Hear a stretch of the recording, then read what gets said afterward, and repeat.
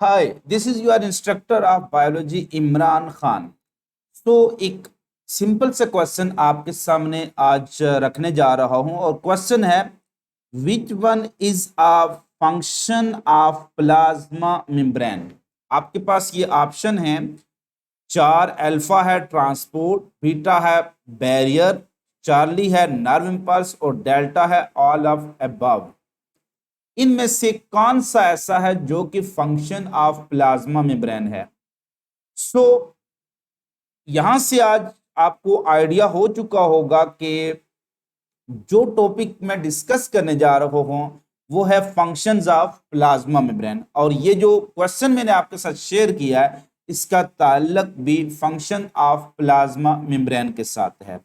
Plasma membrane आपके cell के अंदर बहुत इंपॉर्टेंट वाइटल रोल प्ले करती है, और बिलखसूस प्लाज्मा मेम्ब्रेन के कुछ फंक्शन ऐसे हैं कि जो कि आपकी पूरी बॉडी के अंदर जो नर्वस कोऑर्डिनेशन है उसकी वो बेस बन रही होती हैं। सो वो कौन कौन से फंक्शन है इनको हम डिटेल में डिस्कस करते हैं।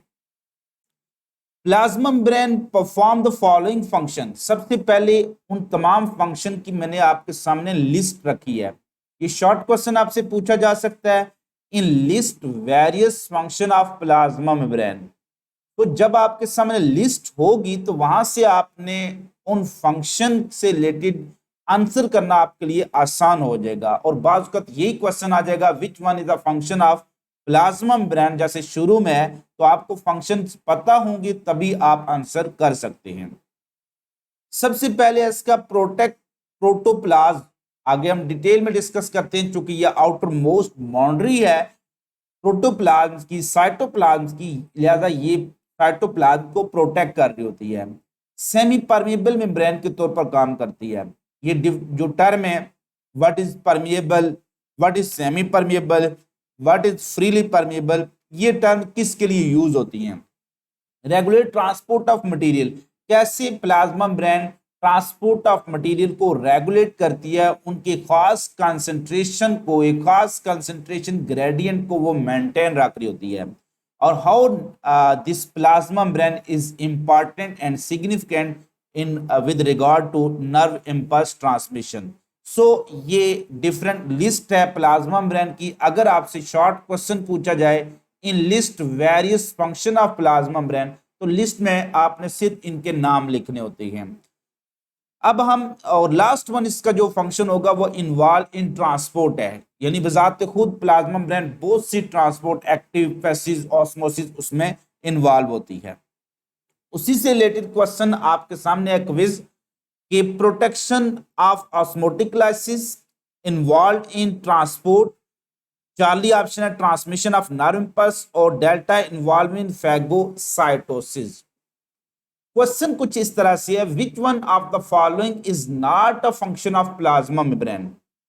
जब आपको फंक्शन पता होंगे तभी आप आइडेंटिफाई कर सकते हैं कि नॉट अ फंक्शन।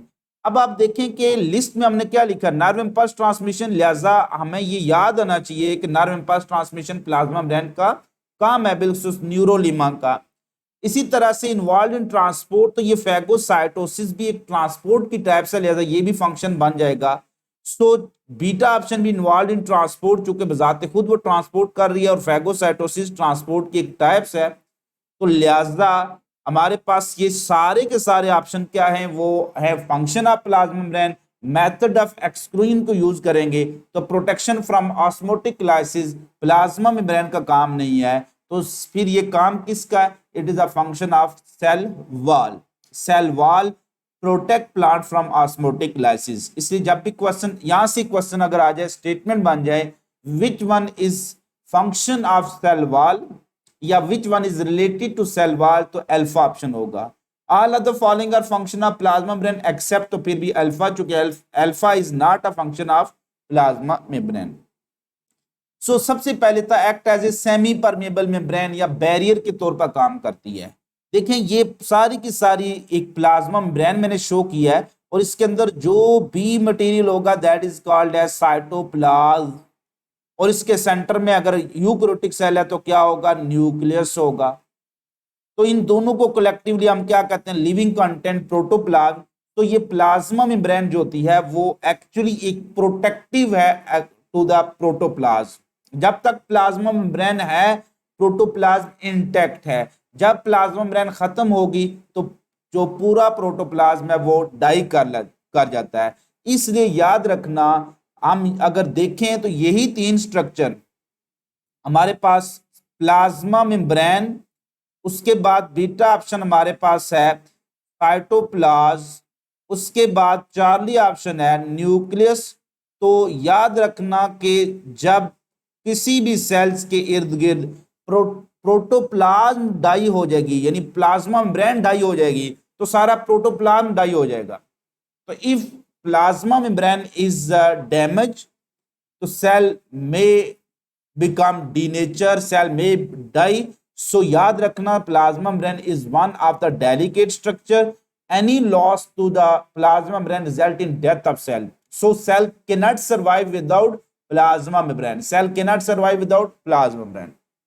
अब हम आते हैं टर्म्स की तरफ कि how plasma membrane is actually permeable या सेमी परमिएबल या differently permeable. Permeable, able mean इस काबिल बनाना, और परमी मीन परमिट करना, किसी चीज को गुजरने की इजाजत देने को कहते हैं परमीएबल। तो so it is a permission to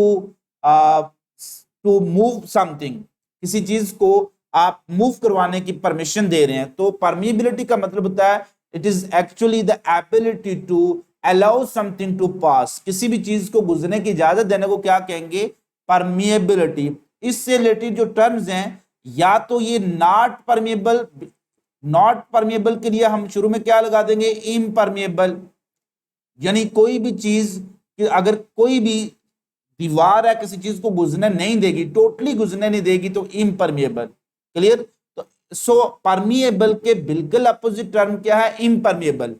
permeable mean allows material to pass, impermeable do not allow material to pass। फिर एक होता है फ्रीली परमिएबल। फ्रीली परमिएबल का मतलब होता है किसी की रुकावट, यानी हर चीज को गुजरने की इजाजत देना, यानी किसी के लिए रुकावट ना बनना। जैसे सेलवाल फ्रीली परमिएबल होती है, लेकिन अगर मैं कहूं सेमी परमिएबल, तो सेमी का मतलब होता है हाफ परमिएबिलिटी। सेमी का मतलब होता है half permeable. So as plasma membrane allows some substances to pass through it but doesn't allow some substances, जैसे मोनोसेक्राइड को गुजरने देगी, ओलिगो या डाइसेक्राइड को गुजरने नहीं देगी। इसी तरह से स्मॉल मॉलिक्यूल को गुजरने देगी, लार्ज मॉलिक्यूल को गुजरने नहीं देगी, न्यूट्रल मॉलिक्यूल को गुजरने देगी और आयंस को गुजरने नहीं देगी। तो as plasma membrane select the substance and allow them to pass, so it is called semi permeable या डिफरेंटली परमिएबल, या इसको हम कह रहे होते हैं सेमी परमिएबल, डिफरेंटली परमिएबल या सिलेक्टिवली परमिएबल। तो इन तीनों टर्म्स का ऑलमोस्ट मीनिंग सेम होते हैं, डिटेल कंसेप्ट थोड़ा सा डिफर करता है। So which one is semi permeable, differently permeable या सिलेक्टिवली परमिएबल, तो हमेशा प्लाज्मा मेम्ब्रेन होगी। फ्रीली परमिएबल सेल वॉल होगी। और याद रखना इस परमिएबिलिटी का ताल्लुक हमेशा लिपिड के साथ होता है, लिपिड के साथ। और ताल्लुक क्या होता है, इनवर्स रिलेशनशिप होता है, greater the lipid less the permeability. क्योंकि प्लाज्मा मेम्ब्रेन में लिपिड होते हैं लिहाजा इसकी परमिएबिलिटी कम हो जाती है, सेल वॉल में लिपिड नहीं होते हैं लिहाजा उसकी परमिएबिलिटी क्या होती है, वो फ्रीली परमिएबल होती है। लेकिन हम जब बैक्टीरिया की तरफ आते हैं ग्राम पॉजिटिव और नेगेटिव में, तो फिर वहां पर लिपिड आने की वजह से उनकी परमिएबिलिटी थोड़ी बहुत क्या हो जाती है, डिस्टर्ब हो जाती है। सो नेक्स्ट है जो प्लाज्मा मेम्ब्रेन सेमी परमिएबल है। यहां से लिहाज से अगर हम देखें तो कुछ चीजों को गुजरने की इजाजत देती है, कुछ को नहीं गुजरने की इजाजत देती है, रेगुलेट कर रही है एक्चुअली ट्रांसपोर्ट को। तो ये एमसीक्यूज अक्सर आ जाता है और एक बार एंट्री टेस्ट में भी पूछा गया है कि which one of the following face maximum difficulty while passing through plasma membrane. Question मैं रिपीट कर रहा हूं, which one of the following face maximum difficulty while passing through the plasma membrane. तो आंसर क्या होगा, याद रखना सबसे ज्यादा जो डिफिकल्टी है वो आयंस को फेस करना पड़ेगी। तो ion face maximum difficulty followed by some neutral large molecule, large neutral molecule they face maximum difficulty, then followed by small neutral molecule they face less difficulty and it is actually greater than gases are lipid soluble molecule. So which one of the following cross most easily plasma membrane? तो gases सबसे आसानी से जो गुजरेंगी वो क्या होंगी? वो gases. तो which one the following can easily cross plasma membrane? तो वो ऑक्सीजन होगी. विच वन द फॉलोइंग, वैसे अगर हम देखें कि मैक्सिमम डिफिकल्टी फॉल जो फेस करेगी वो क्या है? आयंस हैं. सो अल्कोहल क्या होता है? Lipid soluble. Which one is lipid soluble? तो अल्कोहल अक्सर लिपिड सॉल्युबल होता है, लिहाजा ये भी जो चीजें लिपिड सॉल्युबल होंगी तो वो प्लाज्मा मेम्ब्रेन में से आसानी से गुजर जाएंगी. तो सबसे ज्यादा what is difficulty order? ion faced maximum difficulty followed by large neutral molecule and followed by small neutral molecule और फिर lipid soluble cross it more easily and then gases. सबसे आसानी से जो चीजें गुजरेंगी वो गैसेस हैं, लिपिड soluble molecule हैं. Regulate transport of material. किस तरह से plasma membrane transport of material को रेगुलेट करती है, चेक में रखती है कि कोई चीज ज्यादा ना चली जाए, रेगुलेट रख रही होती है. तो यहां पर अगर हम देखेंगे तो जो प्लाज्मा मेम्ब्रेन के अंदर हम न्यूरॉन की मेम्ब्रेन के अंदर देखते हैं सोडियम पोटेशियम पंप होते हैं और ये जो पंप होते हैं एक्चुअली बड़े एक खास रेगुलेशन कर रहे होते हैं किसी सोडियम और पोटेशियम की कंसंट्रेशन को. ये इस तरह से रेगुलेट करते हैं कि जब भी ये एटीपी के थ्रू ड्रिवन होते हैं तो 3 सोडियम के कंपैरेटिव 2 पोटेशियम को मूव करवा रहे होते हैं. तो ये आगे हम डिटेल में पढ़ेंगे कि किस तरह से वो एक्टिवली 3 सोडियम को आउट भेज रहे होते हैं और 2 पोटेशियम को इनवर्ड. तो इसका मतलब होता है कि वो रेगुलेट चेक में भी रख रही है कि कोई ज्यादा चीजें सेल के बाहर ना चली जाएं और कम चीजें सेल के अंदर ना आ जाएं. तो एक्चुअली ये रेगुलेट करती है अमाउंट या concentration of material across plasma membrane.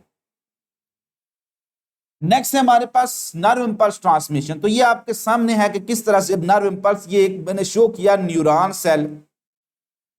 तो ये न्यूरॉन सेल में एक्चुअली ये जो आपको सिग्नल जाता हुआ नजर आ रहा है ये एक्चुअली नर्व इंपल्स होती है और यही सिग्नल जो हमारी पूरी बॉडी में क्या कर रहा होता है वो फिर रहा होता है, जिसकी वजह से मैं बोल भी रहा हूं, इसी की वजह से मैं देख रहा हूं. तो पूरा जो ब्रेन के जो मैसेज है ये नर्व इंपल्स होते हैं. तो न्यूरॉन की मेम्ब्रेन जिसको न्यूरोलिमा कहेंगे, it is actually involve in transmission of nerve impulse. Next है transport of material. Transport of material पर मैंने सेपरेट आगे एक पूरी वीडियो रिकॉर्ड करी है चूंकि एक बहुत डिटेल टॉपिक है. तो plasma membrane is also involved in various type of transport that are generally divided into active transport and passive transport. ठीक है, तो प्लाज्मा मेम्ब्रेन बहुत सी ट्रांसपोर्ट कर रही होती है, एक्टिव भी और पैसिव भी. तो डिफरेंट टाइप ऑफ जो ट्रांसपोर्ट हैं these are also function of plasma membrane. So यहां तक हमारा टॉपिक जो है वो फंक्शन ऑफ प्लाज्मा मेम्ब्रेन वो खत्म होता है. नेक्स्ट इंशाल्लाह हम डिटेल में डिस्कस कर रहे होंगे ट्रांसपोर्ट अक्रॉस प्लाज्मा मेम्ब्रेन. अपना बहुत ज्यादा ख्याल रखिएगा, खुश रहिएगा, खुश रखिएगा, दुआ में याद रखिएगा. फिर मिलेंगे चलते चलते.